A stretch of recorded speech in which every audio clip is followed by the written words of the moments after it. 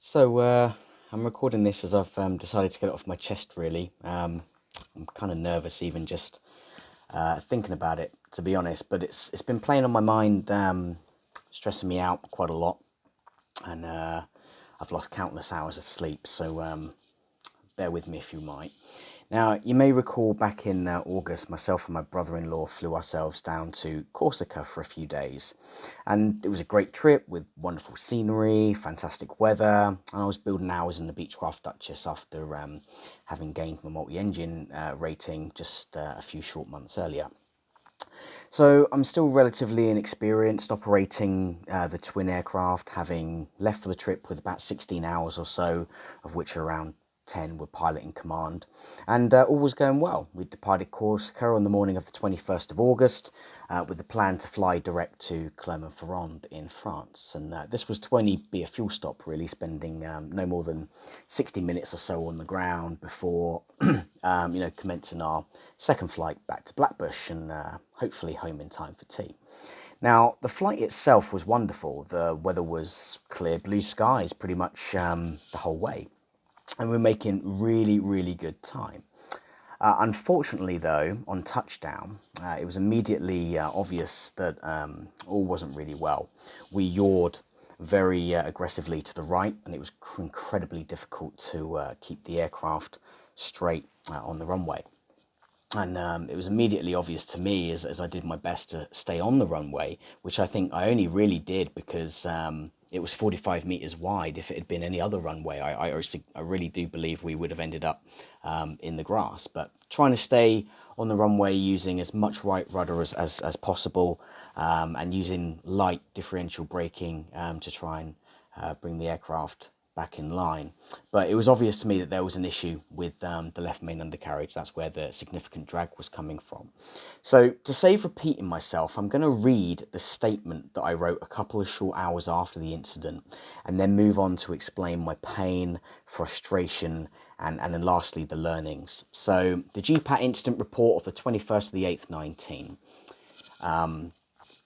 So it was Ggpat, B-76 Duchess, 2 on board. I was the captain from Ajaccio in Corsica to Clermont-Ferrand, and we left with blocks off at 8:40 Zulu, takeoff 8:50 Zulu, landing at 11:16 Zulu on runway 26 at Clermont-Ferrand. So we experienced a pull to the left, as I've said. It was notably left wing down attitude, and I identified that pretty much straight away as a burst tyre. So using right rudder and light right brake, the aircraft eventually came to the stop, thankfully still on the runway, but definitely far left of the centre line. So once I stopped, shut down the engine on the left-hand side and informed ATC of the issue, requesting assistance, and then proceeding shutting down the right engine as well. With the master switches still on, I deliberately, to provide power to the avionics system, I asked Ben, who's our PPO license holder but without an MEP, to continue monitoring the tower frequency as I vacated the aircraft. So I vacated the aircraft and put on a high-vis jacket to inspect the suspected issue, and it was evident immediately that the left tyre had malfunctioned. At this stage, I boarded the aircraft again and completed the only outstanding item, which was to turn the fuel off and also to turn the avionics off, but not before I made one last request through Ajaccio Tower on the estimate of assistance, which they replied around 2 minutes before shutting off the avionics and the master switches. Both Ben and I then vacated the aircraft to the rear, and then I inspected the damage a little bit further. And it was evident there that there were no skid marks on the tyre or the runway, and then there was no visible compromise to the exterior of the tyre, and that the suspect was a failed inner tube. The fire crews arrived approximately 11:20 Zulu with one fire engine and one fire car, and the crew came over and inspected the damage and situation. However, there was a little bit of a language barrier with little to no English from the crew.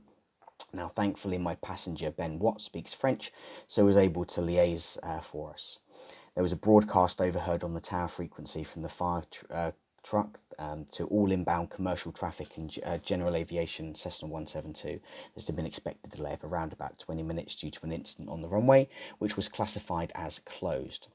The crew proceeded to ask questions around where best to place the jack, initially starting at the wingtips, to which I enforced that that is not acceptable and it needed to be on the jack bolt area on the wing by the fuselage.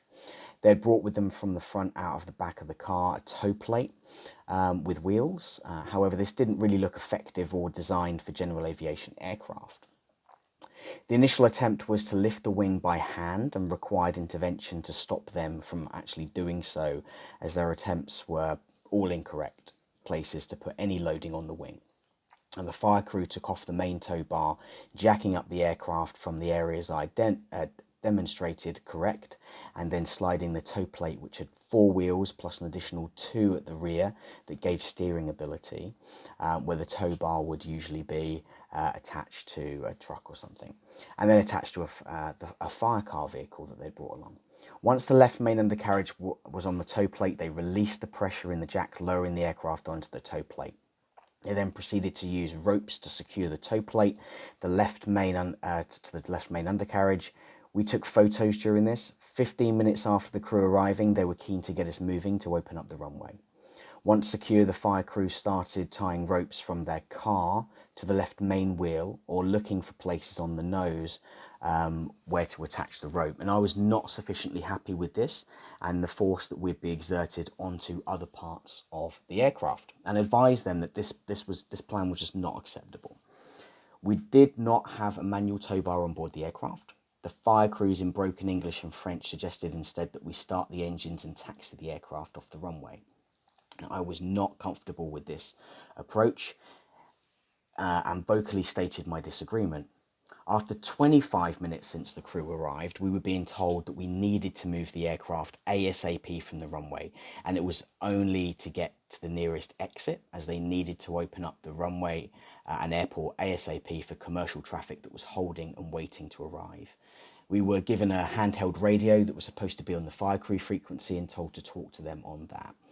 Very reluctantly, feeling very exposed to the mounting commercial pressure of the airport wanting to reopen the runway, I boarded the aircraft and started the engines. It felt as if I was being forced into a situation despite being openly unhappy about the situation. I was very apprehensive on this approach to recovery and decided to take it extremely slowly, no more than 2 knots. However, I was entrusting a degree of confidence in the responders that they knew how to recover a stricken aircraft and get the airfield operational again. We were told to use the whole width of the runway, 45 metres, to complete a 180-degree turn, as the nearest exit was behind us. We vacated to the right onto a disused taxiway as instructed.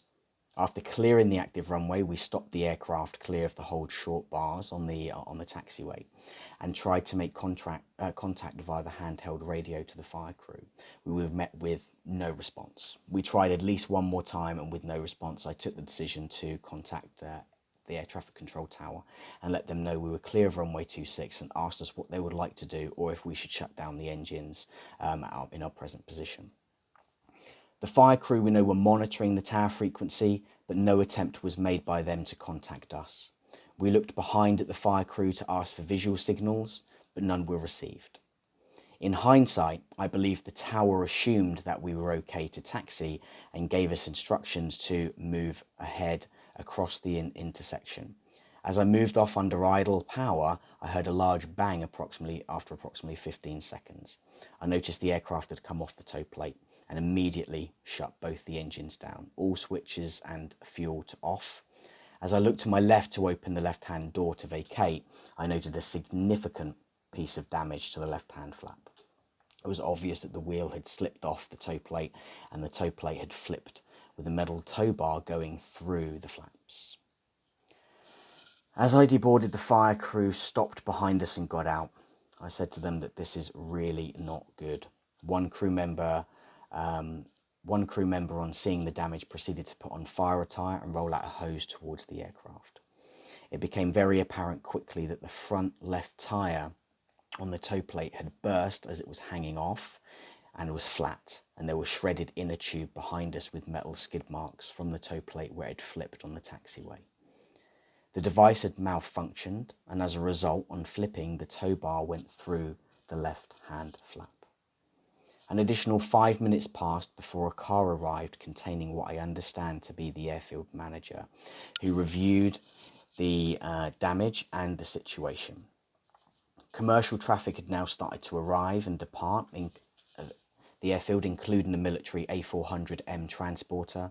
During this time, I was unaware of the conversation between the crews, as it was all in French with no to limited English ability. We were asked by the airfield manager if we had heard the fire crew tell us that via the handheld radio to stop. We did not receive such message, nor was there no radio call on the tower frequency. A short while later, a police car arrived containing 2 police officers. At the time, I was trying to insist that the aircraft needed to be put onto jacks to take the pressure off and avoid any further damage to the undercarriage. This was not completed as photos were required by the police. I took the opportunity to call the Blackbush owner and operator of the aircraft to advise them of the situation and seek consultation. The police spoke with the fire crew, airfield manager, and then finally to us. We presented them with our aircraft documents, pilots' licenses, pilots, and gave them information about our departure, purpose for visit, which was for fuel only, and onward destination, which was Blackbush, Echo Golf Lima Kilo. I was also asked of our maximum takeoff weight at 3,900 pounds and basic empty weight of 2,400 pounds, our takeoff fuel at 103 US gallons and our fuel remaining 50 US gallons. The police officer said the paperwork was for the incident report and said in passing in broken English that he thought the fire crew may be at fault and liable for the damage and that the taxiway is disused because it's not suitable or maintained for taxiing or operation of aircraft. Later, perhaps 30 minutes or so, another fire crew arrived. Not much happened for a whole while, but eventually the crews jacked up the aircraft as requested. A few more cars came and went with additional people who we did not know who they were or why they were there. Apparently there was a search for an engineer, but none was found. We were asked to try if we could move the aircraft to the GA apron, which was over a kilometre away, which I was not happy about, and made my feelings known to all. We were asked if we could try and move the aircraft to the GA apron, which was over a kilometre away, which I was not happy about and made my feelings enforcively known to all present.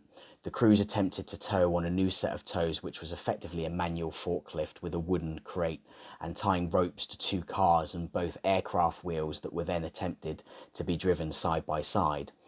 I was told in broken but assertive English that the aircraft could not stay on the taxiway and that if I didn't agree, I would have to come up with a suggestion of my own as to how to move the aircraft. I was also told that the airfield is not suited to deal with this type of issue and did not have the equipment necessary, but we had to get the plane to the GA apron, the General Aviation apron. It could not stay where it was.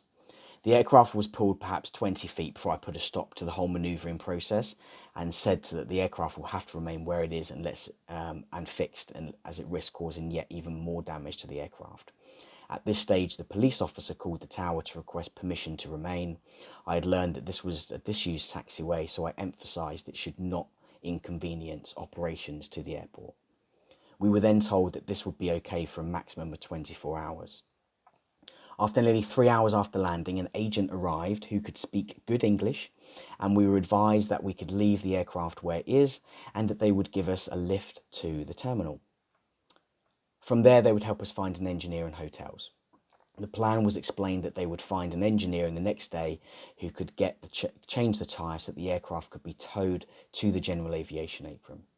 There was no place to tie down the aircraft, despite having ropes, but they were neither lining enough, nor did we have the airfield screws to tie down the fixings for the grass.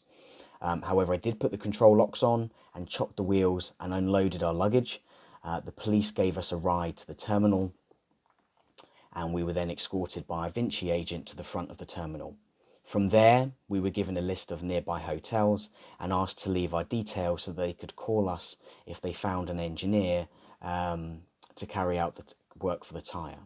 We also required an engineer who could review the damage to the flap and if we were able to source a replacement, complete and sign off the work. This was met with an unknown and little response. We were also advised that the incident report had been sent to their legal and finance department pending review of their liability to the damage caused by tow plate. We left the airport for the hotel evening approximately 17:30 local time. So the above is unedited since initial creation.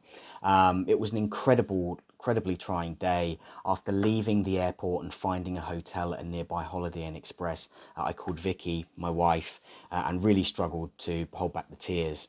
Yes, we were safe, but the challenge ahead of us I knew was massive. What started out as a small issue, in a very short time had turned into a humongous problem. And so far, our insurance company apparently blaming me, whilst being told by the local authorities that the fire crews were to blame. Given the language barrier, though, nothing was really clear all the time.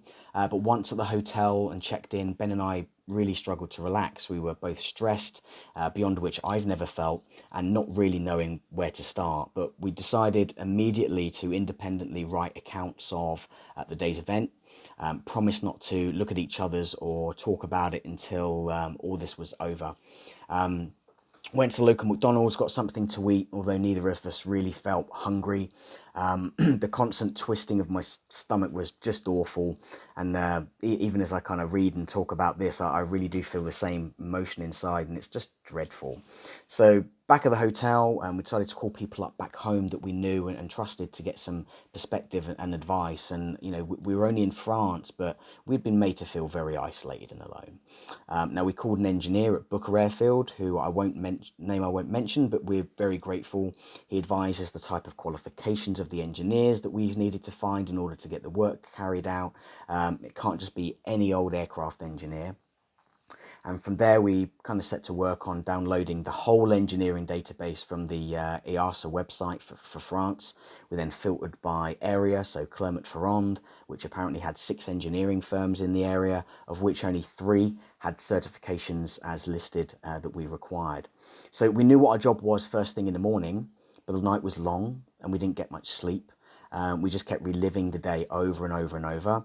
The Complete Guide to Everything podcast offered some light relief and even the occasional laugh, but I myself just couldn't shift the feeling in the pit of my stomach. Now, on Thursday, the 22nd of August, we woke very early, each having a quick shower and deciding to walk to the local flying club en route to the airport. We were promised that the airport would help find us engineers and call us when that had been done. Apparently, there were none on the airfield, though. So, arriving at the flying club, we explained our predicament, and they were very helpful. They didn't themselves have any engineering resources locally on site, but they did call up their engineer 40 kilometers away at another airfield where they fly their aircraft for maintenance. So after a short discussion, he kindly explained that whilst he has the certifications we required, he didn't actually have the necessary paperwork to walk on a Beechcraft type airplane. But what he did do is he offered his premises as a delivery address for any parts that we needed shipping from the UK or wherever we found them, and then drive them to us if we needed. So such kindness did exist, and I was very grateful, but it wasn't what we needed as a solution there and then. So we continued to walk to the airport, and it took good 30 minutes with Ben helping in his brilliant French language for someone who knew what had happened to greet us. Not what we were promised again.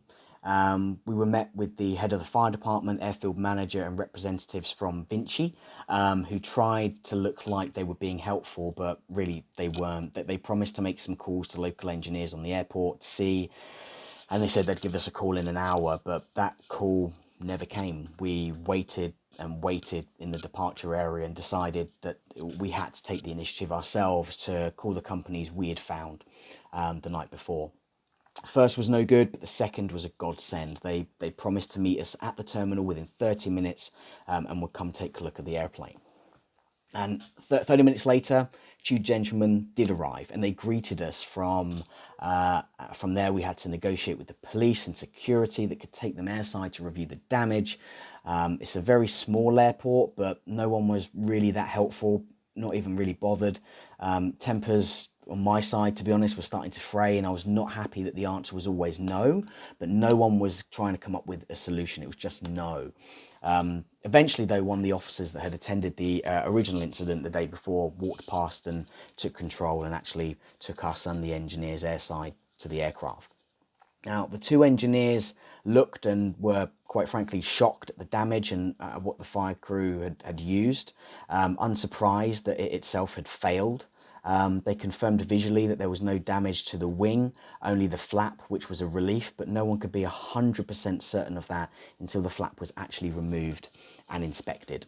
Now, we found out soon after that the two gentlemen could not really help us directly, as again, they didn't have the Beechcraft certification, but they knew someone who did.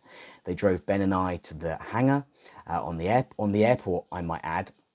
The airport are supposedly telling us that there were no engineers on site, and they introduced us to a gentleman called Eric. Now, Eric showed us his credentials for Beechcraft, said he was happy to help us.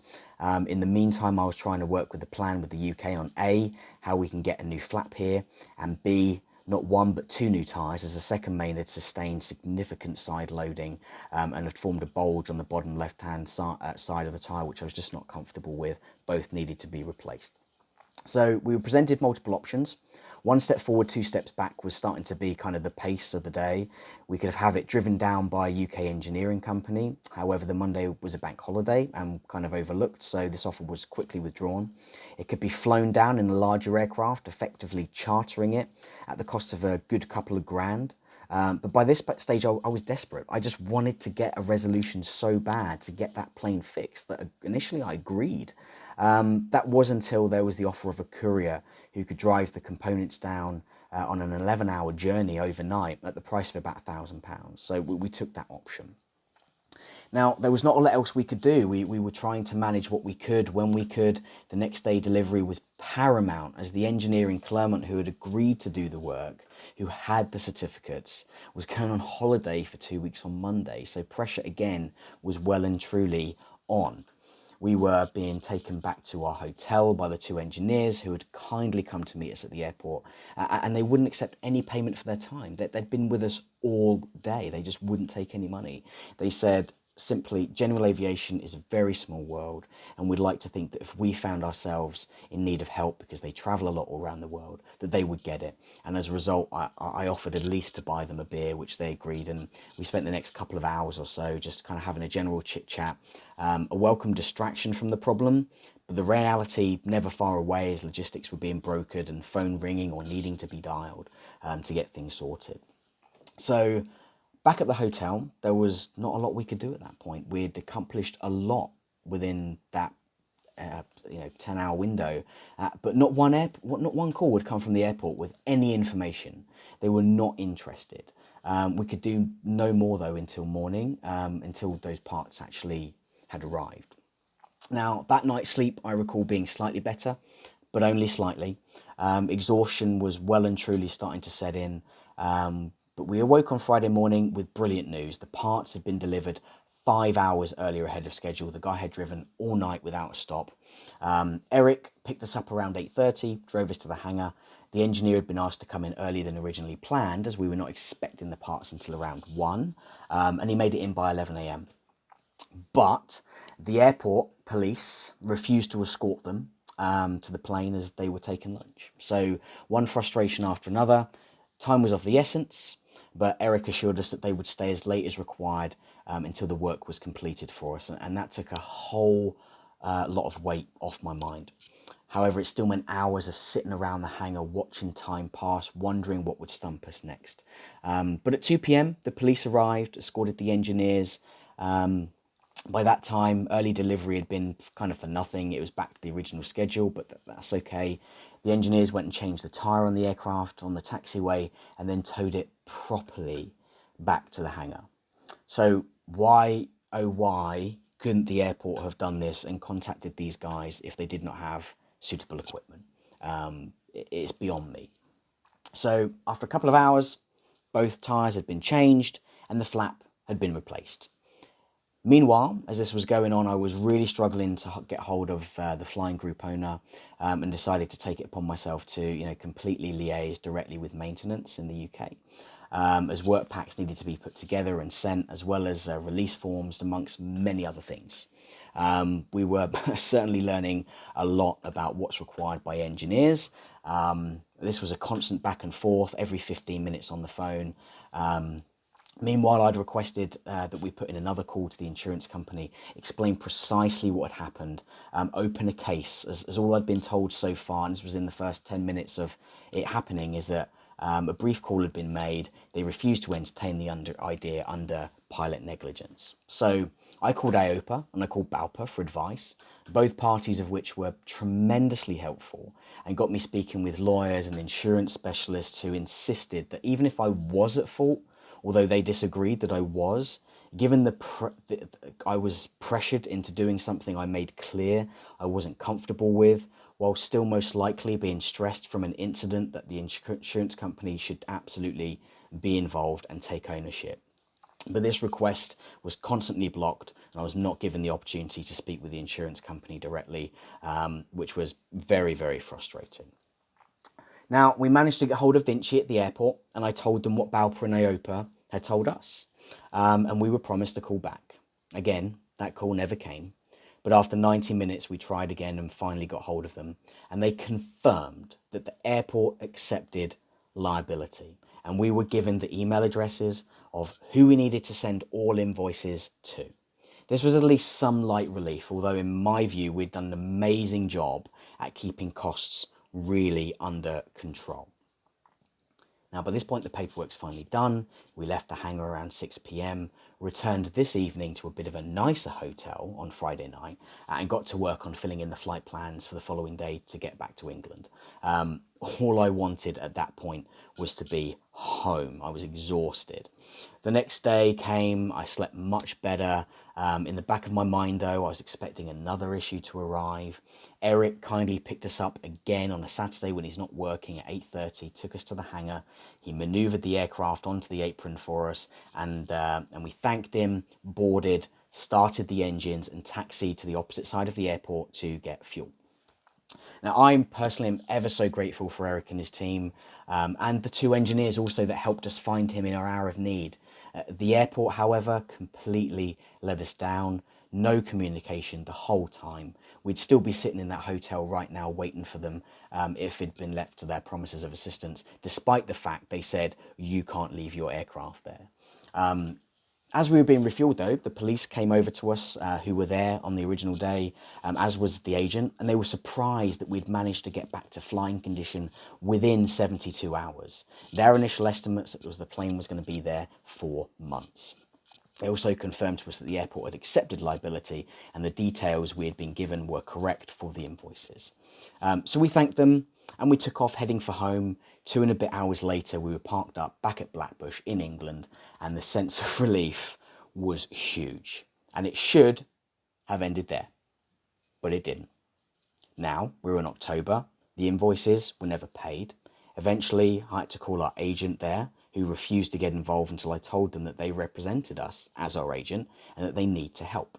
Now, they put us in contact with our legal and insurance department, who then, out of the blue, took the stance that the airport was not liable for any damages and that we need to contact our insurance company.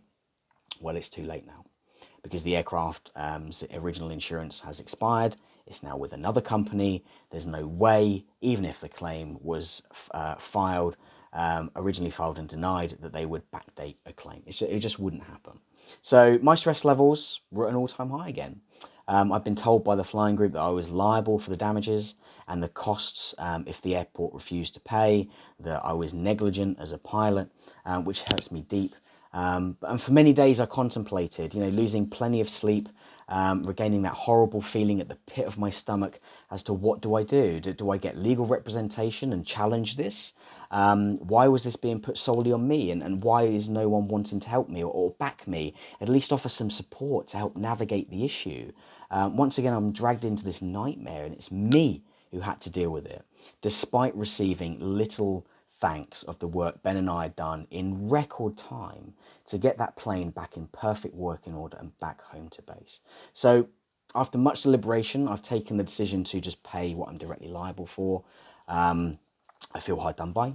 I feel completely let down. and I feel I've been taken for a fool. However, the impact it's been having to my health, lack of sleep, etc., I've decided that I'm done with it. After all, the invoices that are due to those that deserve to be paid. The engineers in the UK who sourced the parts and the courier who drove 11 hours straight to get the part to us in record time, and the amazing engineers in France who in the end became our heroes. Not only willing to work the hours required, but also act as a free taxi service to and from the hotels. So it's been the most negative experience I've ever had to endure. But I just want done with it, to put it down to a terrible situation, to accept I've not had justice and move on. And that is what I've done. So, to conclude, what did I learn? 1. There's a whole world that separates professional pilots versus recreational and general aviation pilots. One of those areas is around levels of training. Now, we practice and we train for a number of different eventualities that may take place and how we deal with that to ensure the safety of its occupants first and the aircraft well and truly second. However, there is no training in post-incident. Having researched and spoken with Ggpat on the topic since, the industry guidance for commercial pilots is to just secure the aircraft, keep the crews together, and ensure that the safety of their passengers, and to not make any statements of any kind until such time that they have consulted Ggpat. 2. Leading on from number 1, there are a million things that I would have done differently with the benefits of a calm, rational mind and hindsight that would have had a completely different outcome than the one that we experience. However, in hindsight, I was very stressed and I had a huge adrenaline rush from dealing with my first real issue in 600 hours of flying. I was trying to do the right thing by everybody. I was trying to cooperate with the airport, despite going against my better judgment. But I knew that what they were trying to do would have caused significant damage to the airplane if I just left them to tow it. I put way too much faith in them to know what they were doing to get the airport operational and the equipment that they were using, and I regrettably let myself be pressured into a decision that significantly backfired based on their equipment malfunctioning and the pressure of trying to get the airport back open with aircraft holding. But does this equate to pilot negligence though? I'd strongly argue against it. Number 3, if you're using someone else's aircraft, do not just accept the fact it has insurance and a certificate of insurance. Make sure you have a copy of the policy wording. I've still never seen the policy to this day. Make sure you're happy with the level of cover. 4, if you're going to be made to do everything with limited support behind you, then take ownership of everything. I allowed myself to take ownership of everything but the insurance, where the money was going to come from if it wasn't going to be me. And therefore, I cannot confirm or deny, as I've no evidence apart from word of mouth, that a claim was even attempted to be filed. 5, the engineers embody what it means for community. Help others, don't just try and cash in. You never know when you may need help. 6, the ability to work as a team. I do not know how I would have even got this far without Ben. Ben was a great person to have around, not only because of his fantastic language skills, without of which would have made the situation 10 times harder, but his proactiveness and thinking outside of the box, coming up with multiple ideas that paid off for us in many instances, in addition to being a voice of reason when I was losing my mind. 7, lastly, tying into point number 1, if you do not know, just walk away. Our actions saved hundreds of people's flights from having to be diverted, but I paid a price by doing that. Doing the right thing usually returns little to no thanks, which is a shame, but it's my experience and one of the saddest things I've taken away from this. So, now it's time to put this to bed and try and move on. Blue skies to everyone. Thank you.